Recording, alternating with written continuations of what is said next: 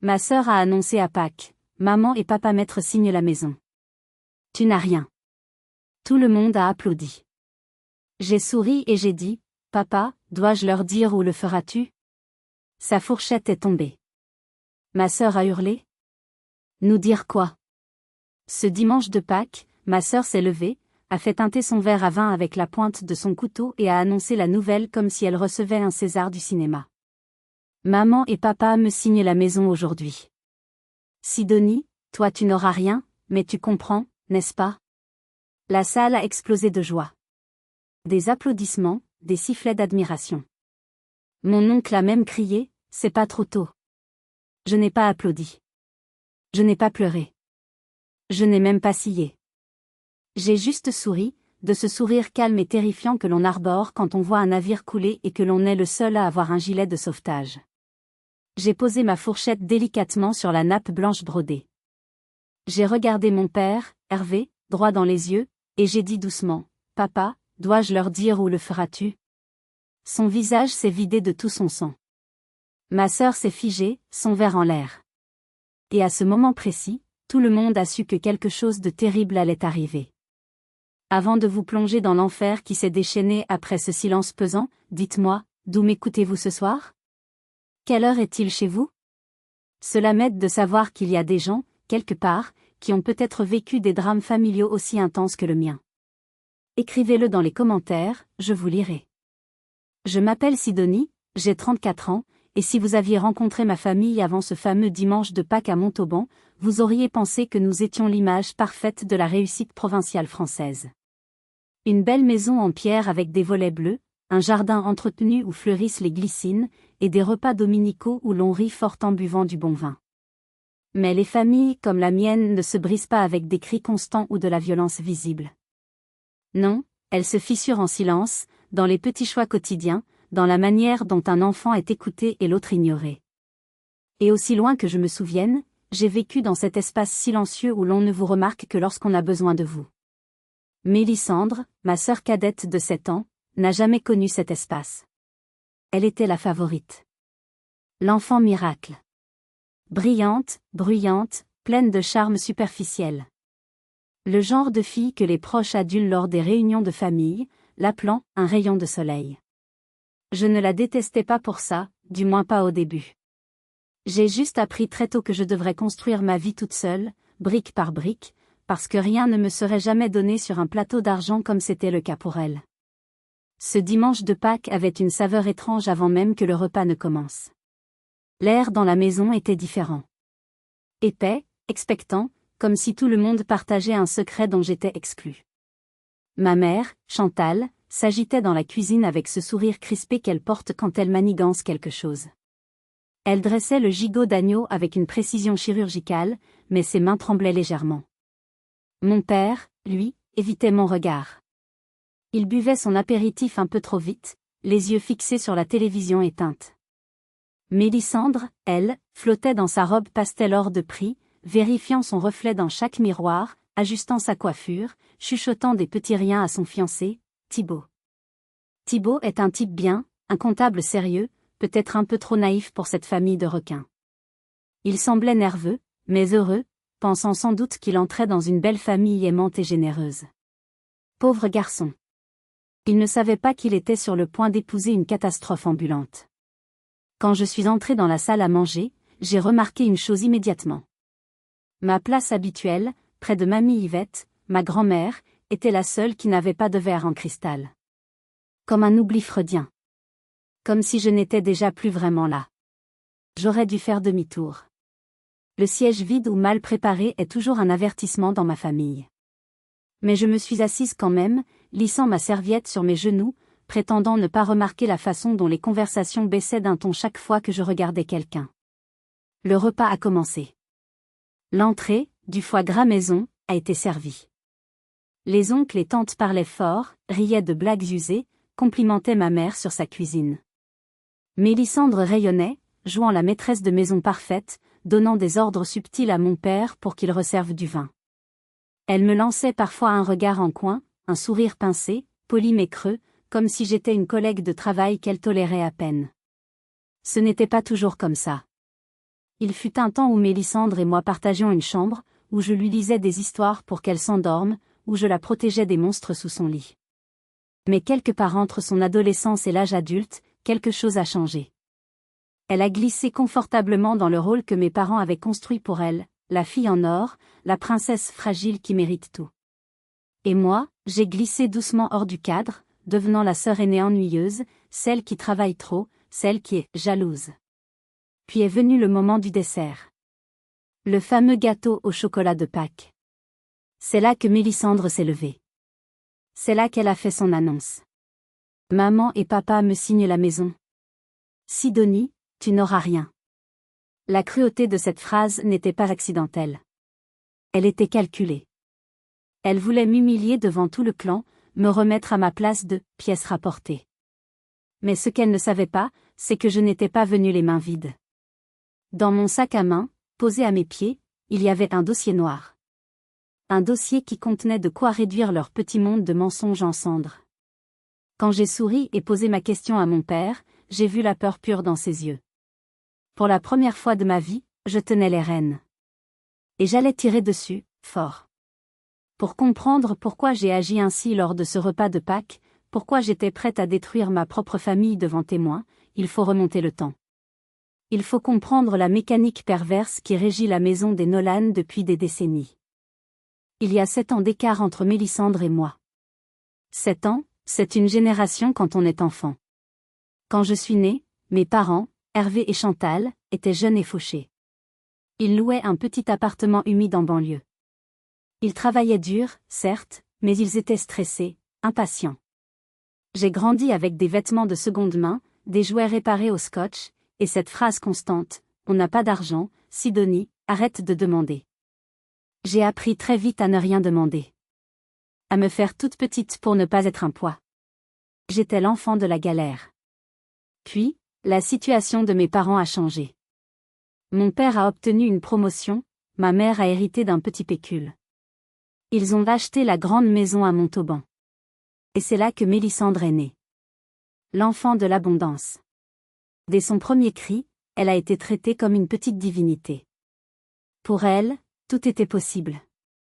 Les leçons de danse, les camps de vacances, les vêtements de marque. Je me souviens d'un été, j'avais 16 ans. Je voulais partir en voyage scolaire en Angleterre. C'était mon rêve. J'avais d'excellentes notes. J'ai posé la brochure sur la table de la cuisine, le cœur battant. Mon père l'a à peine regardé. 400 €? Tu rêves, ma fille. On doit refaire la toiture. Si tu veux y aller, trouve un travail. J'ai passé mon été à faire la plonge dans un restaurant routier, rentrant à 2 heures du matin, les mains brûlées par l'eau chaude, pour payer ce voyage. L'été suivant, Mélisandre, qui avait 9 ans, a voulu aller dans un stage de poney en Normandie. Coût, 800 €.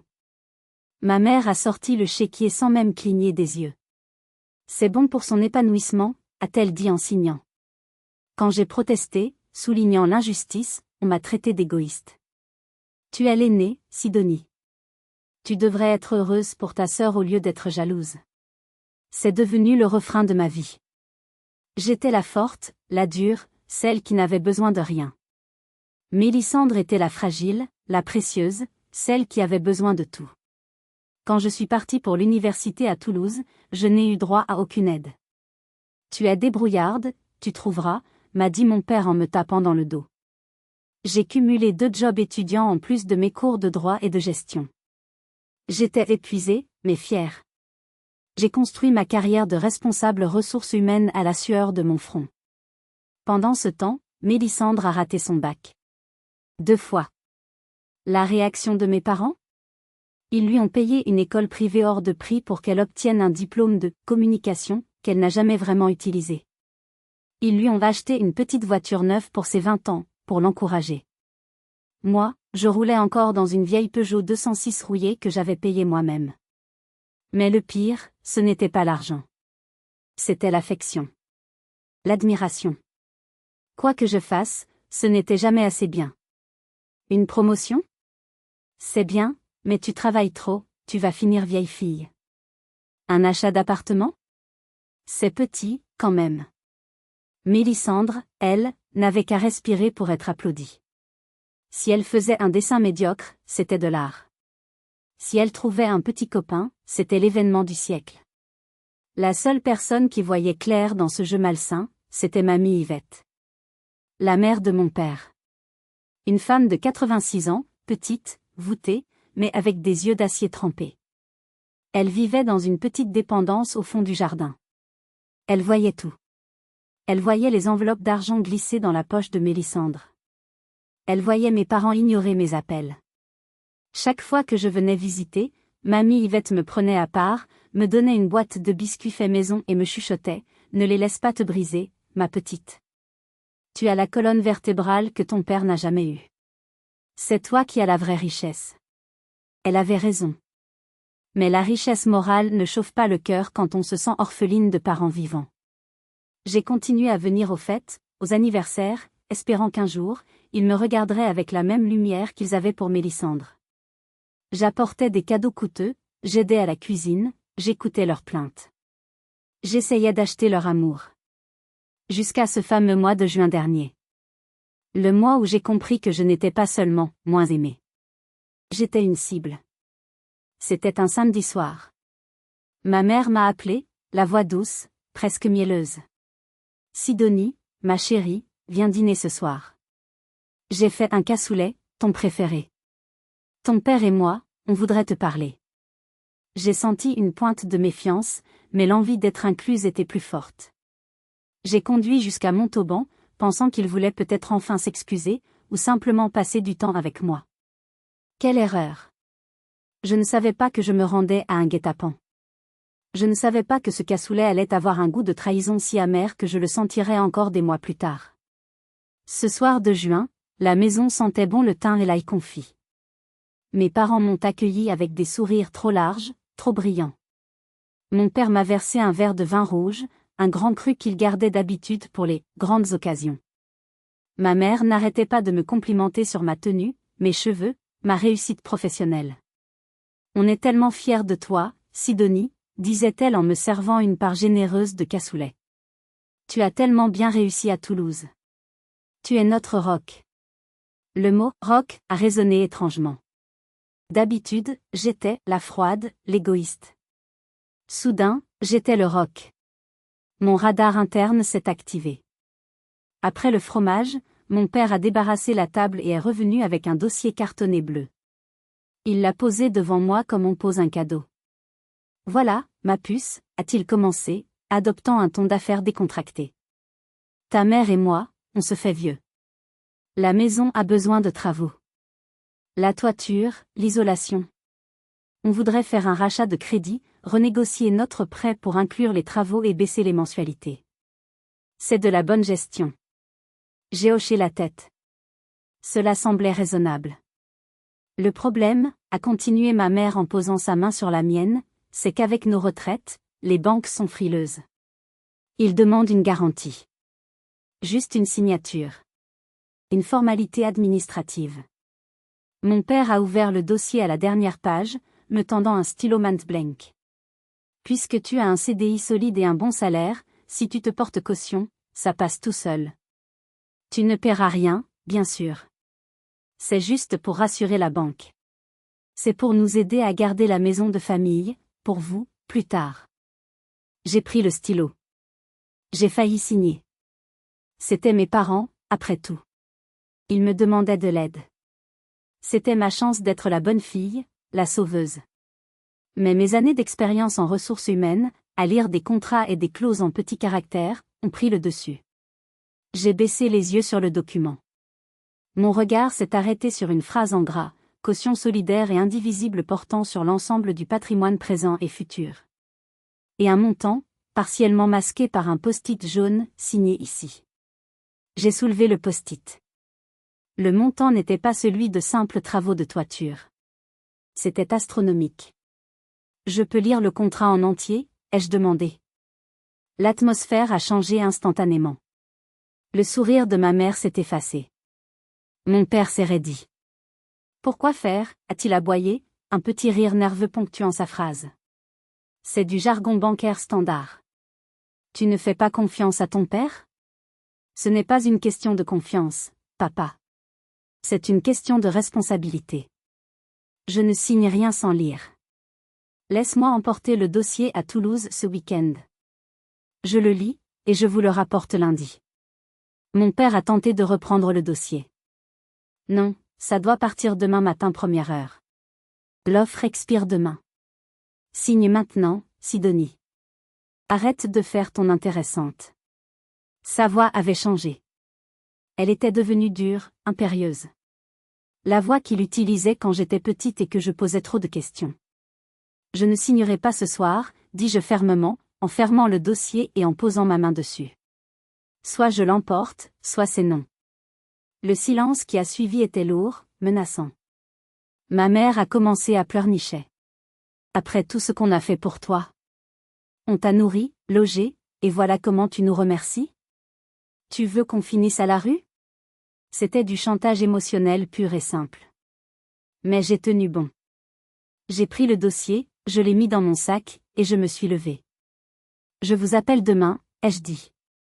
Je suis sortie de la maison sous les regards furieux de mes parents. Je n'ai pas dormi de la nuit. Mon instinct me criait qu'il y avait un loup. Et pas un petit loup. Une meute entière. Dites-moi dans les commentaires, si vos parents vous mettaient un stylo dans la main en jurant que c'est juste une formalité, vous auriez signé par confiance?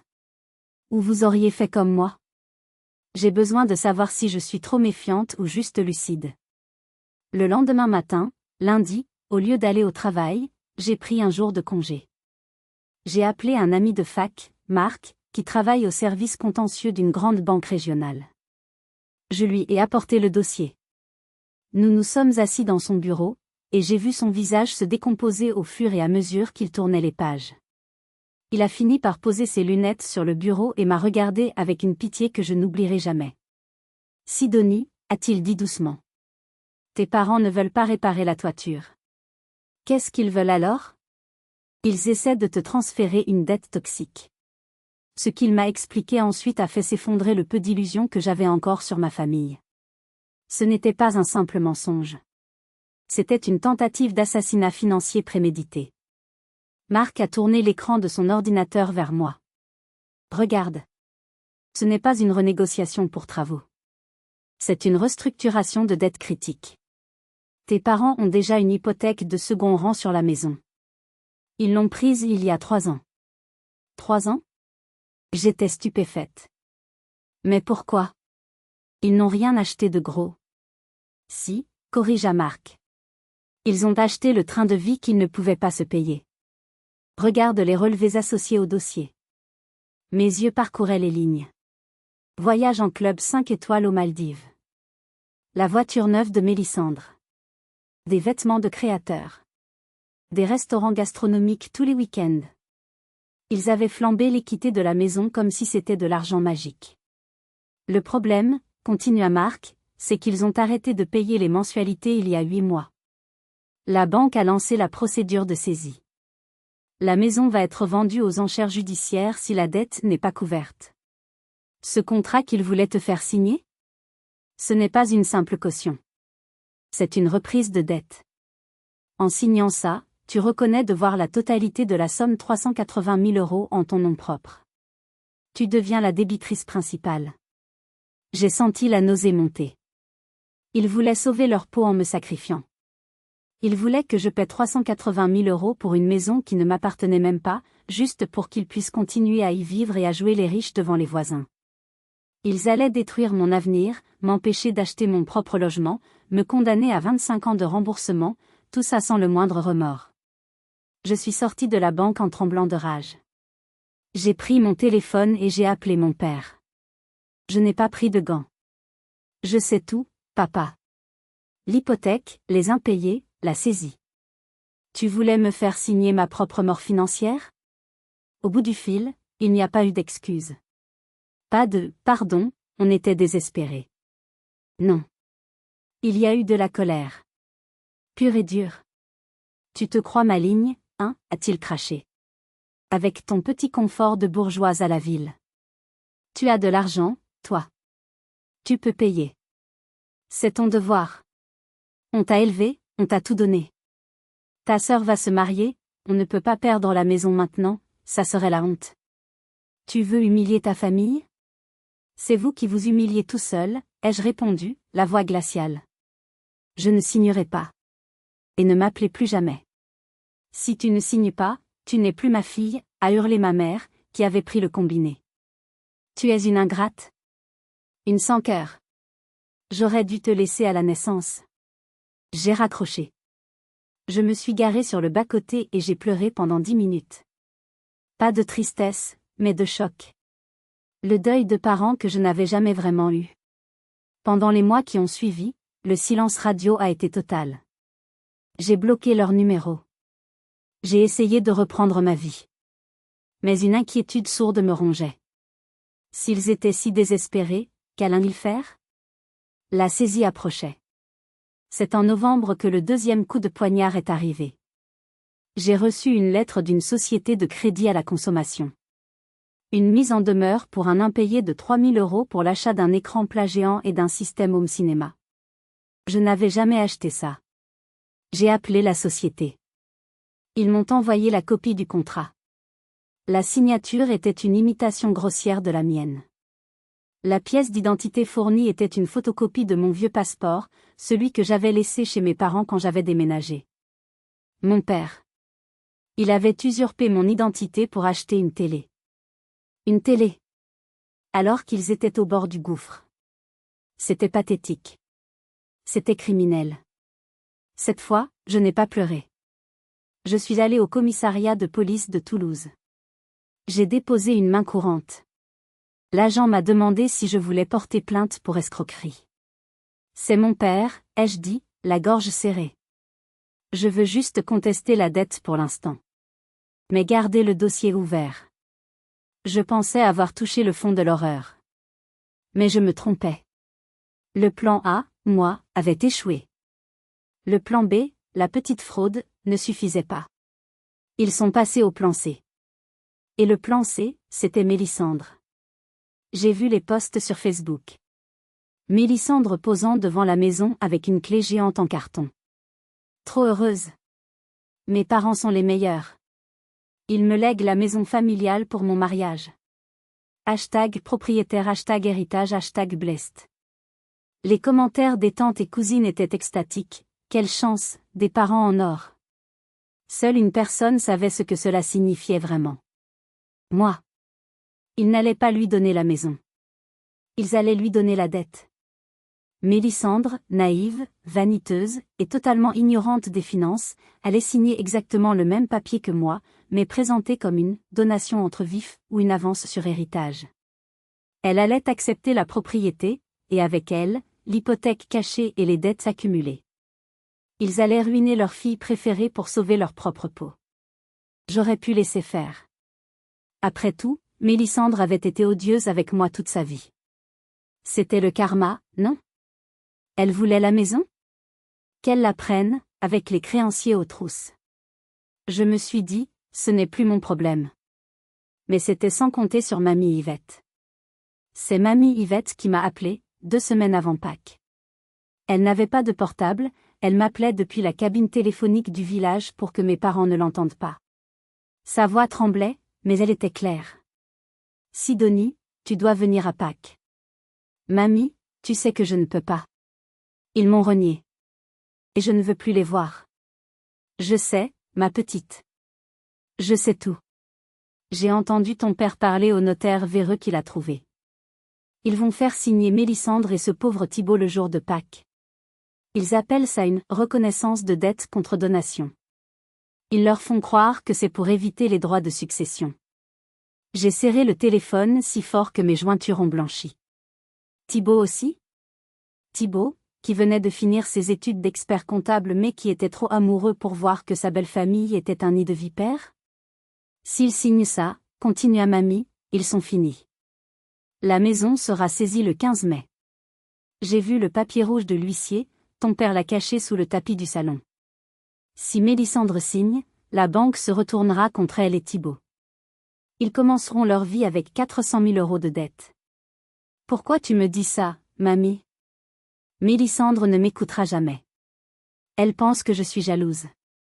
Parce que cette maison, c'est celle de ton grand-père.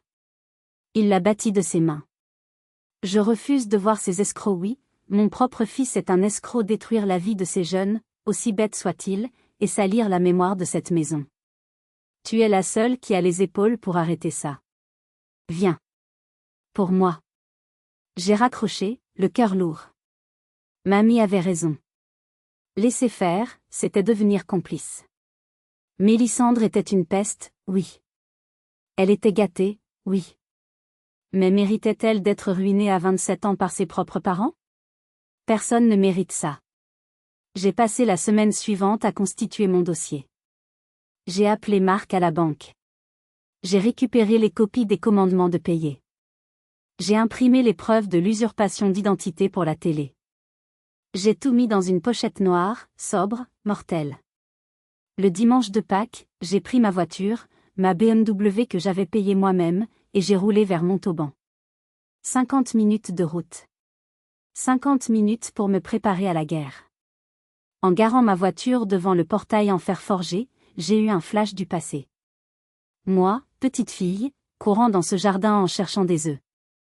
À l'époque, je croyais que mes parents m'aimaient. C'était une illusion. Aujourd'hui, je venais briser les illusions de tout le monde. Ma mère m'a ouvert la porte. Elle a eu un mouvement de recul, comme si elle voyait un fantôme.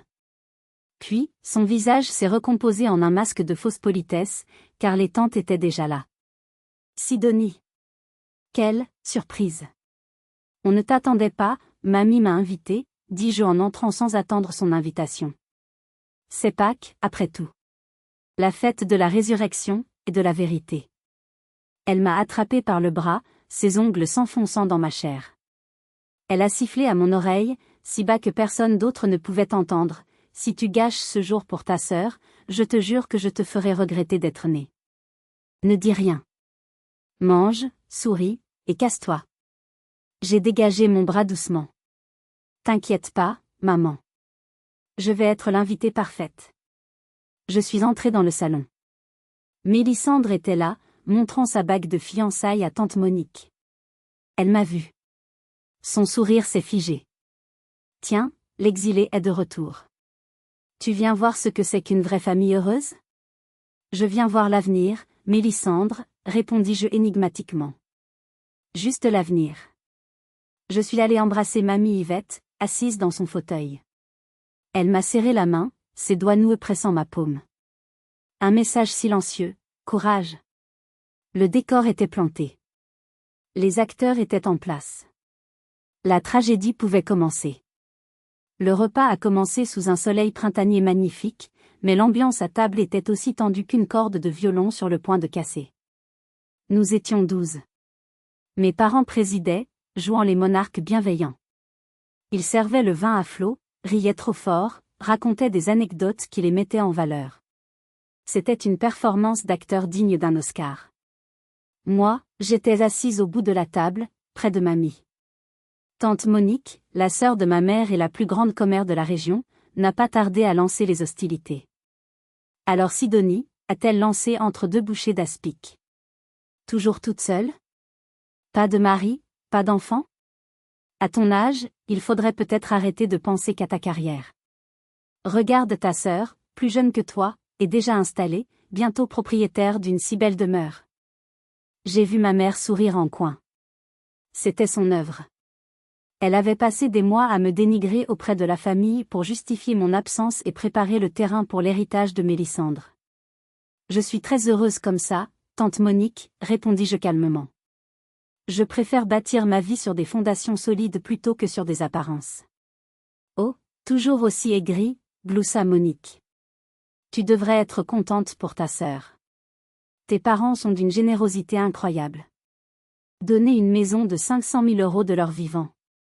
C'est un geste royal. Thibaut, le fiancé, semblait mal à l'aise. Il remuait sur sa chaise. C'est vrai que c'est un cadeau immense, dit-il poliment. On est très reconnaissant. On va faire de notre mieux pour l'entretenir. Hervé nous a dit qu'il y avait juste quelques petits travaux de rafraîchissement. J'ai failli m'étouffer avec mon pain. Quelques petits travaux. La toiture fuyait, l'électricité n'était plus aux normes, et surtout, la banque allait tout prendre dans un mois. Mon père a intervenu rapidement, oui, des broutilles. Un coup de peinture et c'est le paradis. Allez, buvons. À la famille. J'ai observé mon père. Il suait. Des gouttes de transpiration perlaient sur son front malgré la fraîcheur de l'avril. Il buvait verre après verre. Il avait peur. Il savait que le temps jouait contre lui. Il fallait que Mélisandre signe les papiers aujourd'hui. S'ils attendaient la semaine prochaine, l'huissier pourrait revenir et tout gâcher. Mélisandre, elle, était dans son monde. Elle parlait de casser le mur du salon, de mettre une cuisine américaine, de construire une piscine. Elle dépensait de l'argent qu'elle n'avait pas, dans une maison qui ne lui appartiendrait jamais. C'était pathétique et effrayant à la fois. J'ai senti la main de mamie Yvette sur mon genou sous la nappe. Elle a tapoté 2 fois. C'était le signal. Tiens bon. J'ai posé ma main sur mon sac à main, posé au sol contre ma chaise. Je sentais la texture du dossier cartonné à travers le cuir. C'était mon bouclier et mon épée. Le plat principal est passé. Le fromage est passé. L'hypocrisie devenait suffocante. Ma mère a lancé, on a préparé les papiers dans le bureau, les chéris. Après le dessert, on signera ça tranquillement avec une coupe de champagne. C'est un jour béni. Oui, maman, s'écria Mélisandre. J'ai tellement hâte. Elle s'est tournée vers moi, un sourire victorieux aux lèvres. Tu vois, Sidonie, l'amour filial, ça paie. Si tu avais été plus gentille, peut-être que papa t'aurait laissé le garage. Quelques cousins ont ri. C'est là que le gâteau est arrivé. C'est là qu'elle s'est levée pour faire son annonce officielle. Et c'est là que j'ai décidé que la pièce de théâtre était terminée. Retour au moment présent. La fourchette de mon père a heurté l'assiette. Le son a été comme un coup de pistolet dans le silence de la pièce. Nous dire quoi, a hurlé Mélisandre, sa voix montant dans les aigus, brisant son image de princesse parfaite. Mon père s'est levé brusquement, renversant son verre de vin. La tache rouge s'est étalée sur la nappe blanche comme une blessure ouverte. Tais-toi, Sidonie, a-t-il rugi. Sors d'ici. Tu n'es venu que pour semer la merde. Sors. Sa violence a choqué tout le monde. D'habitude, il jouait le patriarche bonhomme. Là, il ressemblait à une bête traquée. Pourquoi tu veux qu'elle sorte, Hervé, a demandé tante Monique, sentant soudain l'odeur du scandale. Qu'est-ce qu'elle a à dire? Je ne me suis pas levée. Je suis restée assise, parfaitement calme. J'ai plongé la main dans mon sac et j'en ai sorti le dossier noir. Je ne l'ai pas donné à mon père. Je ne l'ai pas donné à Mélisandre. Je l'ai fait glisser sur la table, à travers la tache de vin, jusqu'à Thibaut. Thibaut, ai-je dit d'une voix claire et posée. Tu es comptable, n'est-ce pas? Tu sais lire un bilan. Tu sais ce qu'est un passif. Thibaut a regardé le dossier, puis mes parents, puis moi. Il a hésité. Ne touche pas à ça, a crié ma mère en se précipitant pour intercepter le dossier. Mais mamie Yvette, avec une rapidité surprenante pour son âge, a levé sa canne et a bloqué le bras de ma mère. Laisse-le lire, Chantal, a dit mamie d'une voix de fer.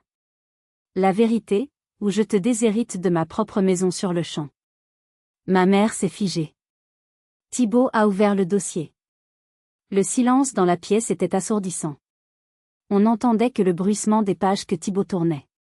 1 page. 2 pages. Son visage a changé de couleur. Il est passé du rose au gris. Ses yeux se sont écarquillés. Il a levé la tête vers mon père, l'incrédulité se mêlant à l'horreur. Une hypothèque de second rang, a-t-il murmuré. 380 000 € de dettes cumulées? Hervé, c'est quoi ça? Mélisandre a ri nerveusement. De quoi tu parles, chérie? C'est des bêtises, Sidonie a imprimé des faux papiers. Ce ne sont pas des faux, a coupé Thibaut, sa voix devenant dure. Il a pointé une ligne. C'est un relevé officiel de la Banque de France. Et là? Il a tourné une page. Un avis de saisie immobilière. Date d'exécution, 15 mai. Il a regardé Mélisandre. La maison ne leur appartient plus, Mélisandre. La banque la reprend dans 3 semaines. Mélisandre a vacillé. Mais le papier qu'ils veulent nous faire signer, la donation. Ce n'est pas une donation, ai-je intervenu. C'est une reconnaissance de dette. Ils veulent vous transférer la propriété de la dette. Si vous signez ce papier aujourd'hui, vous devenez responsable des 380 000 euros. La banque saisira la maison quand même, et vous devrez payer le reste toute votre vie. Ils cherchent des pigeons pour effacer leur ardoise et se mettre en faillite personnelle sans dette. La salle a octé d'horreur. Tante Monique a porté la main à sa bouche. C'est faux, a hurlé ma mère. On voulait juste les aider. On allait payer. C'est un problème de trésorerie temporaire. Temporaire, a répliqué Thibault en brandissant une autre feuille. Vous n'avez pas payé une seule échéance depuis 8 mois. Et là, des crédits à la consommation pour des voyages? Pour une voiture? Vous avez ruiné votre propre maison pour vivre comme des rois, et maintenant vous voulez que j'épouse votre faillite? Mon père s'est effondré sur sa chaise, la tête dans les mains. Il ne niait plus. Il était vaincu. Mélisandre regardait ses parents comme si elle voyait des monstres pour la première fois. Papa? Dis-moi que c'est faux. Dis-moi que tu ne voulais pas me faire ça. Il n'a pas répondu. Et c'est là que le coup de grâce est arrivé. Non pas de moi, mais du destin. On a entendu une voiture se garer brusquement dans l'allée. Des portières claquaient. Puis, une sonnerie insistante à la porte d'entrée. Qui ça peut être? A demandé un cousin. Je savais qui c'était. J'avais vu l'heure. J'avais vu la voiture bleue passer le portail. C'est la justice, ai-je dit. Ma mère est allée ouvrir, pâle comme un linge. 2 gendarmes se tenaient sur le seuil, l'air grave. Derrière eux, un homme en costume gris avec une mallette. Un huissier de justice. Ils ne viennent jamais le dimanche de Pâques, sauf urgence pénale ou flagrant délit signalé. Mais là, c'était différent. Les gendarmes sont entrés dans la salle à manger. Monsieur Hervé Nolan, a demandé le plus âgé. Mon père s'est levé péniblement. Nous avons une convocation immédiate. Et nous devons vous notifier d'une plainte pour usurpation d'identité, faux et usage de faux, et tentative d'escroquerie bancaire. Il s'est tourné vers moi. Madame Sidonie Nolan nous a alerté d'une nouvelle tentative de souscription de crédit frauduleuse effectuée depuis votre adresse IP hier soir, utilisant ces anciens documents d'identité. Oui. C'était le dernier clou. La veille, mon alerte bancaire avait sonné. Une demande de crédit de 10 000 euros. Ils avaient essayé une dernière fois de me voler avant de piéger Mélisandre.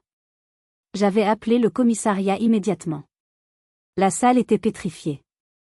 Tante Monique s'éloignait de mes parents comme s'ils étaient contagieux. Papa, tu as volé l'identité de Sidonie, a chuchoté Mélisandre. J'avais besoin d'argent pour le traiteur, a crié mon père, perdant tout contrôle. Pour ces repas. Pour que tu aies une belle fête. C'est pour vous que je fais tout ça. Ingrat. Thibault s'est levé. Il a enlevé sa serviette de son cou et l'a jetée sur la table. Il a retiré sa bague de fiançailles, une simple alliance en argent qu'il portait déjà. Il l'a posée à côté du dossier noir. Mélisandre, a-t-il dit, la voix tremblante mais résolue. Je t'aime. Mais je ne peux pas entrer dans cette famille. Je suis comptable assermenté. Si je suis associé à ça, je perds ma licence. Je perds mon travail. Je perds tout. Thibault, non, a supplié Mélisandre en s'accrochant à sa manche. Je ne savais pas. Je te jure. On peut partir, juste toi et moi. Il l'a regardé avec une tristesse infinie. Tu ne savais pas? Ou tu as choisi de ne pas voir? Tu as accepté leur cadeau, leur argent, sans jamais te demander d'où ça venait. Tu es comme eux, Mélisandre. Tu vis dans le mensonge. Il s'est dégagé doucement. C'est fini. Il est sorti sans un regard en arrière. On a entendu sa voiture démarrer et s'éloigner. Mélisandre est tombée à genoux sur le carrelage, sa belle robe pastel étalée autour d'elle, pleurant toutes les larmes de son corps. Maquillage qui coule, visage déformé. La princesse était brisée. Les gendarmes ont emmené mon père pour l'interrogatoire. Veuillez nous suivre, monsieur. Ma mère s'est évanouie une vraie syncope cette fois, pas du cinéma. Les cousins se sont précipités pour la relever, mais l'ambiance n'était plus à la compassion. C'était du dégoût. Je me suis levée. J'ai pris mon sac. J'ai regardé la scène. Le repas de Pâques était en ruine. Le gigot était froid. Le vin était renversé. La famille était détruite. Mais étrangement, je me sentais légère. Mamie Yvette s'est levée aussi. Elle a pris sa canne. Elle a regardé sa belle-fille inconsciente, son fils emmené par la police, et sa petite-fille en pleurs. « Venez, mamie, ai-je dit.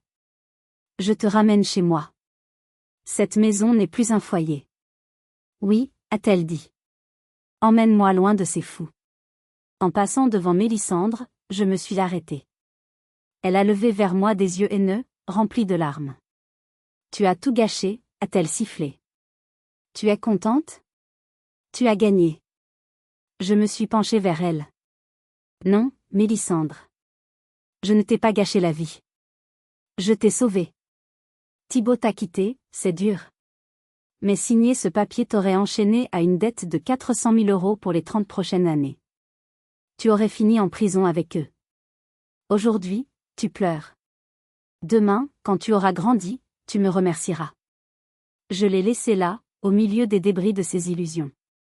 Le départ de la maison a été surréaliste. Les oncles et tantes s'enfuyaient presque, ne voulant pas être associés au scandale. Personne n'a proposé d'aider ma mère qui reprenait connaissance. Ils avaient compris qu'ils avaient mangé et bu aux frais d'escrocs. La honte rejaillissait sur tout le monde. J'ai installé mamie Yvette dans ma voiture. Elle n'a rien dit pendant les 10 premières minutes du trajet de retour vers Toulouse. Elle regardait défiler les champs de tournesol pas encore fleuris. Puis, elle a posé sa main sur la mienne sur le levier de vitesse. « Tu as bien fait, » a-t-elle dit. C'était violent. C'était cruel. Mais c'était nécessaire. Comme couper un membre gangrené pour sauver le corps. J'ai l'impression d'être le bourreau, mamie. Non. Tu es le chirurgien. Les semaines qui ont suivi ont été un chaos juridique. La maison a été saisie le 15 mai, comme prévu. Elle a été vendue aux enchères pour une bouchée de pain pour couvrir une partie des dettes. Mes parents ont été expulsés. Ils ont dû vendre tous leurs meubles, leurs bijoux, tout ce qui avait de la valeur. Mon père a été condamné à du sursis pour usurpation d'identité et faux, grâce à la clémence du juge qui a vu un vieil homme désespéré plutôt qu'un criminel endurci. Mais son casier judiciaire est marqué. Il ne pourra plus jamais gérer une entreprise ou contracter un prêt.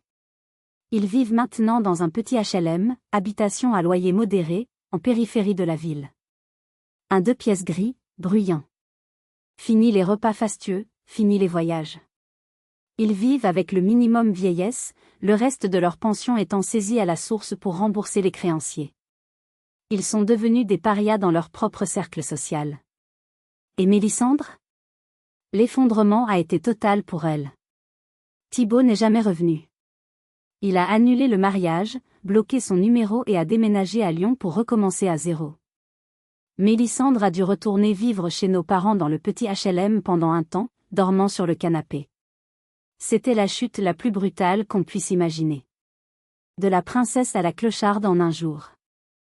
Pendant 2 mois, elle m'a envoyé des messages d'insultes. Elle me blâmait pour tout.